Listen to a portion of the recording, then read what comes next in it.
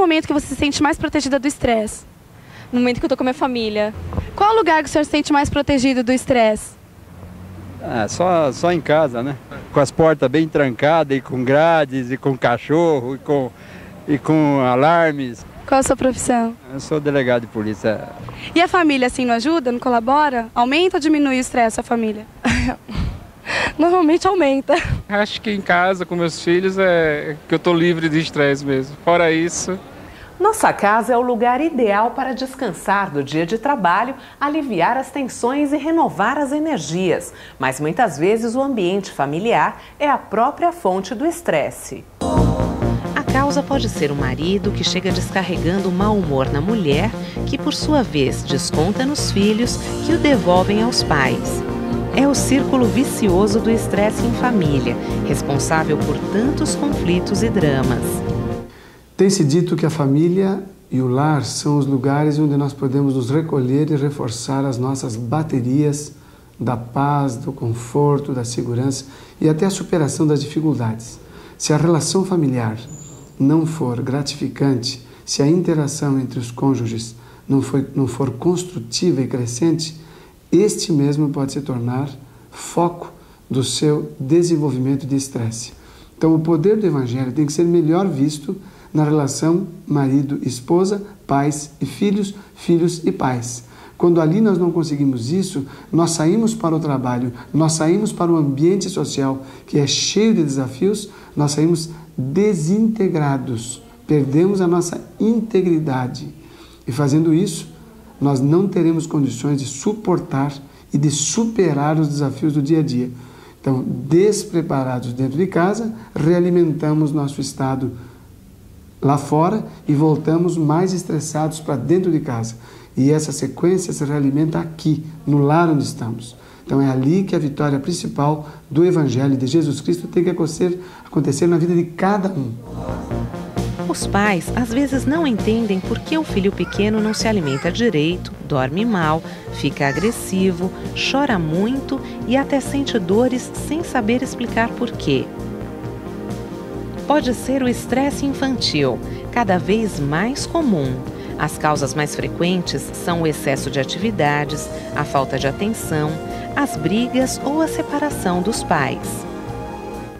Quais seriam os sinais e sintomas do estresse na infância? Fator importante a ser definido. E nós podemos aqui diferenciar dois tipos de sinais e sintomas, os físicos e os psicológicos.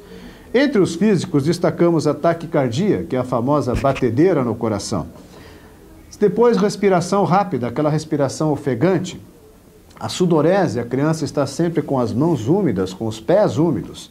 O tique nervoso é uma coisa muito frequente como um sinal físico de estresse na infância. A gagueira também costumeiramente se manifesta. Uma dor abdominal sem ter causa. O médico procura todas as causas e não encontra, mas a dor abdominal ali está. E existe uma muito frequente que é a enurese noturna, ou seja, urinar à noite na cama. Entre os fatores psicológicos, nós temos medo de coisas e situações que não se justificam, medo do nada, por nada. A vontade de chorar sem motivo aparente. A criança começa a chorar, tem vontade de chorar, mas não há motivo para que isso aconteça. Uma preocupação com fatos não coerentes com a idade da criança. A tristeza, uma timidez, uma criança que não se concentra no que faz e tem medo de dormir sozinha. Umas sugestões agora para se combater o estresse na infância. Já dissemos há pouco, um ambiente familiar harmonioso, dar bom exemplo, desenvolver o senso de perdão e de amizade, não presentear a criança com presentes agressivos, tipo armas, evitar recreação que estimule a violência, não estimular uma personalidade possessiva, tudo eu quero, tudo é meu e tudo isso será meu.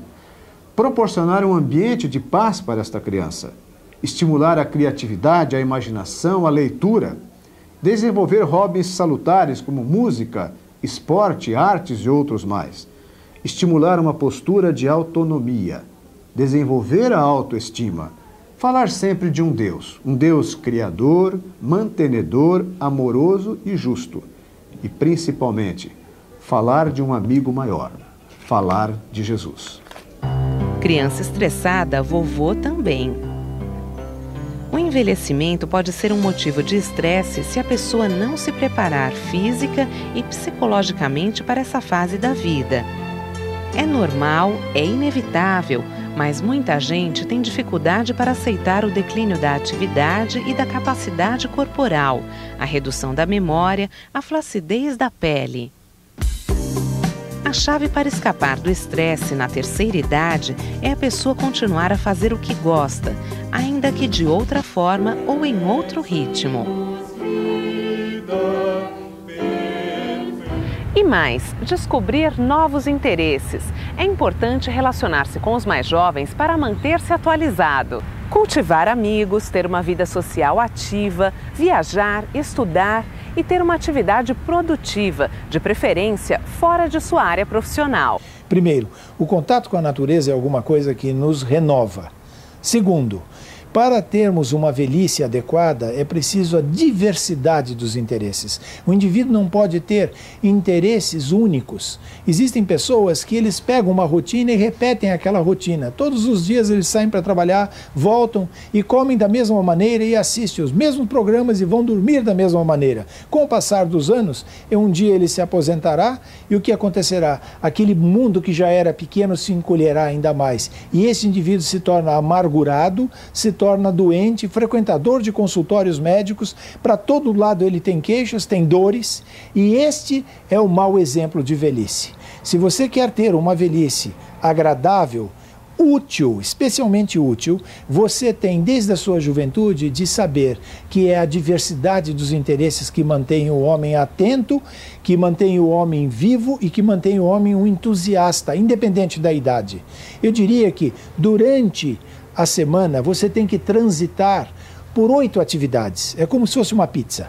Nós vamos dividir em 8.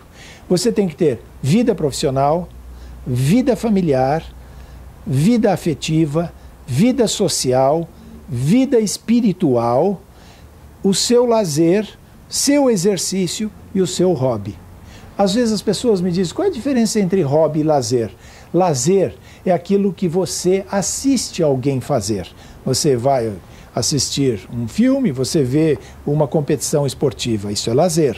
Agora, o que é hobby? É aquilo que você faz de criativo. Se o seu hobby é jardinagem, isto é hobby. Se você gosta de marcenaria e faz as suas cadeiras, é hobby. Se você gosta, enfim, de construir alguma coisa, de mexer com as mãos, ou de mexer mesmo com a cabeça, ou de fazer um projeto, ou seus desenhos, sua pintura, sua escultura, ou a sua música, ou de tocar, ou de compor, todo esse conjunto de interesses diversos manterão você durante a juventude, durante a maturidade e chegando à velhice da melhor maneira possível.